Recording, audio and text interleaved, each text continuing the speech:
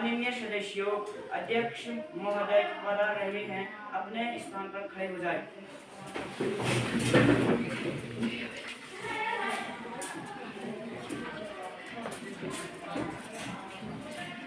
माननीय सदस्य अपने अपने स्थान ग्रहण करें।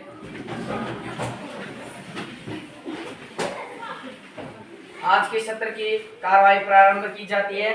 माननीय सदस्यगण, आप अपने क्षेत्र से नवनिर्वाचित होकर आए हैं, तो इस क्रम में सर्वप्रथम आप संविधान को साक्षी मानकर शपथ ग्रहण करेंगे। इस क्रम में सर्वप्रथम श्री हरीश सिंह अपनी शपथ ग्रहण प्रारंभ करें। मैं हरीश नेगी युवा संसद की लोकसभा का सदस्य निर्वाचित हुआ हूँ। ईश्वर की शपथ लेता हूँ कि मैं विधि द्वारा स्थापित भारत के संविधान के प्रति श्रद्धा व निष्ठा रखूंगा, देश की व्यवस्था व एकता बनाए रखूंगा तथा जिस पद को ग्रहण करने वाला उसके कर्तव्य श्रद्धा पूरा करूंगा। धन्यवाद।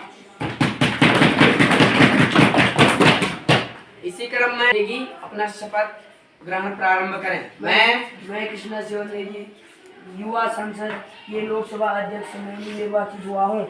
ईश्वर को साक्षी मानते हुए विधि द्वारा स्थापित भारत के संविधान के प्रति श्रद्धा और निष्ठा रखूंगा, देश की प्रस्तावना और एकता बनाए रखूंगा तथा जिस पद को ग्रहण करने वाले उस कर्तव्य का निर्वहन करूंगा। इसी क्रम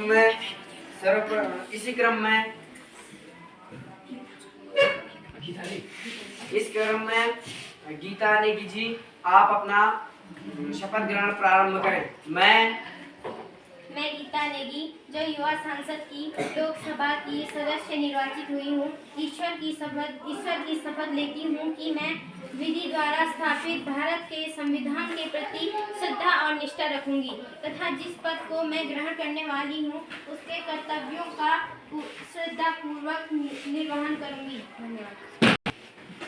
माननीय सदस्यों, आज का प्रश्नकाल प्रारंभ किया जाता है। माननीय सदस्य काजल, अपना प्रश्न पूछिए। माननीय अध्यक्ष जी, मेरे संसदीय क्षेत्र में स्वास्थ्य सुविधाओं की कमी है, यह कब तक पूरी होगी?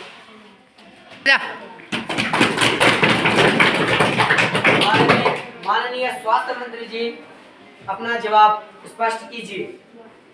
माननीय अध्यक्ष जी, जब से हमारी सरकार बनी है, हम स्वास्थ्य सेवाओं पर लगातार कार्य कर रहे हैं। इस वित्तीय वर्ष में आपके क्षेत्र के सदस्य में सुधार किया जाएगा। धन्यवाद। इसी क्रम में माननीय सदस्य वीरेंद्र नेगी जी, अपना प्रश्न स्पष्ट कीजिए। माननीय अध्यक्ष जी, मैं आपके माध्यम से शिक्षा मंत्री जी को पूछना चाहता हूँ।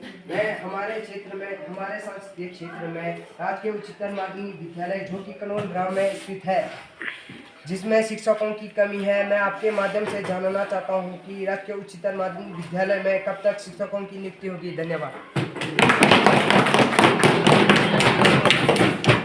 माननीय शिक्षा मंत्री जी, अपना जवाब स्पष्ट कीजिए। धन्यवाद लोकसभा अध्यक्ष महोदय जी। मैं विपक्ष के नेता श्री वीरेंद्र सिंह को अवगत कराना चाहता हूं कि हमारी सरकार ने 1000 शिक्षकों को भर्ती दी है और आयोग द्वारा परीक्षा भी की गई है। अति शीघ्र इनको दुर्गम क्षेत्रों में नियुक्ति दी जाएगी, जिसमें आपका क्षेत्र भी है। माननीय सदस्य कल्पना जी, अपना प्रश्न आरंभ कीजिए।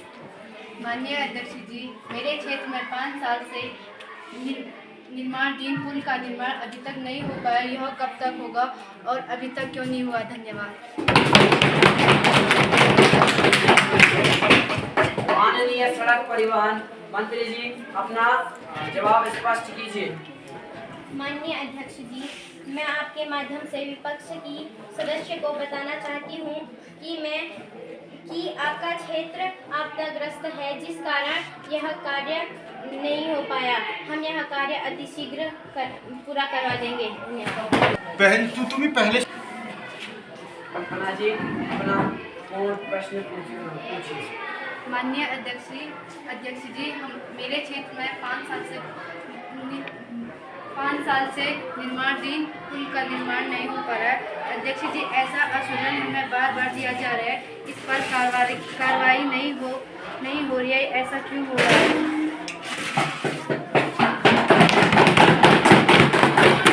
माननीय सड़क परिवहन मंत्री जी, अपना पूर्ण जवाब स्पष्ट कीजिए।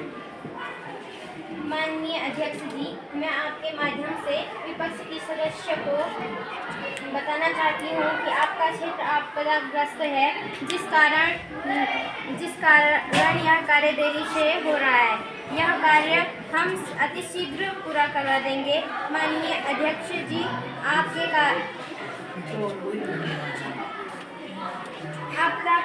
आपदा से क्षतिग्रस्त हो सड़क अभी भी यह कार्यवाही जारी है। मार्च 2025 तक हम यह कार्य पूरा करवा देंगे।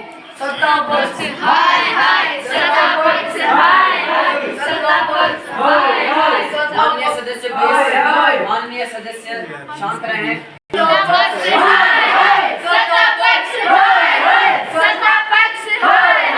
शांत रहिए, शांति का माहौल बनाए रखें, संसद भवन की गरिमा बनाए रखें।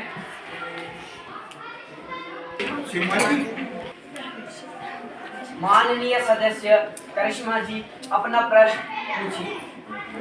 आदरणीय लोकसभा अध्यक्ष, आपके द्वारा माननीय शिक्षा मंत्री सोहन जी से इस प्रश्न का जवाब चाहती हूँ। समग्र शिक्षा अभियान के तहत वर्तमान समय में कई राज्यों के विद्यालयों में इस अक्टूबर माह तक पुस्तकों का वितरण नहीं हुआ है, जिसके कारण छात्र छात्राएं पठन पाठन के कार्य नहीं कर पा रहे हैं। अतः महोदय, पुस्तक कब तक प्राप्त हो जाएंगी और छात्र छात्राओं का हित कब बनेगा?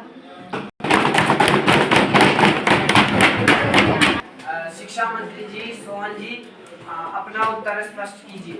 धन्यवाद लोकसभा अध्यक्ष जी, मैं आपके माध्यम से विपक्ष के नेता श्रीमती करिश्मा देवी को प्रश्न का उत्तर देना चाहता हूँ। जैसे कि आप सभी को पता है कि मुझे गौरव की प्राप्ति हो रही है। महोदय, आपको अवगत कराना चाहता हूँ कि समग्र शिक्षा अभियान के तहत 5 करोड़ पुस्तकों को वितरण किया जा चुका है तथा अनेक राज्यों के दुर्गम जिलों में 200 के करीब विद्यालयों में अभी तक पुस्तकों का वितरण इस कारण से नहीं हो पाया है कि मानसून सत्र होने से अत्यधिक बारिश होने के कारण आवागमन के साधन ठप हो गए और मार्ग अवरुद्ध हो गए। इस कारण विद्यालय में पुस्तकें प्राप्त पूरे नहीं हुए हैं, परंतु हमारे सरकार द्वारा ऑनलाइन पुस्तकें के द्वारा पठन पाठन पर कार्य सुचारू है और अब यातायात के मार्ग खुल चुके हैं। अतः अति शीघ्र ही 15 अक्टूबर तक उक्त विद्यालयों में पुस्तकें बांट दी जाएगी।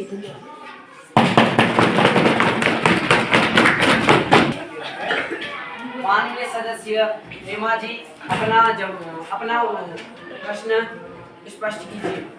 माननीय अध्यक्ष जी, मेरे संसदीय क्षेत्र में निर्माणाधीन कार्य का काम रुका हुआ है। इससे जानकारी प्राप्त हुई है कि इन कार्यों के लिए पूर्ण बजट नहीं दिया गया है। यह कब तक दिया जाएगा?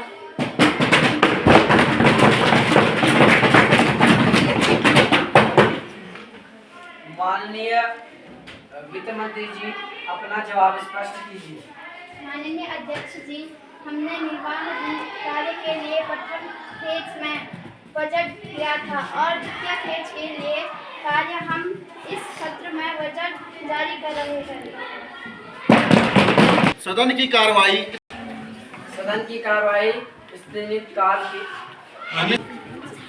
कार्रवाई अनिश्चित काल के लिए स्थगित की जाती है।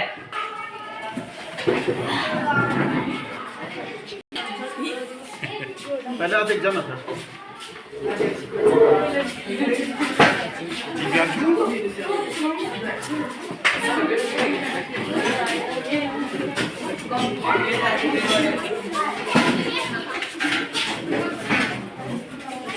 Yeah.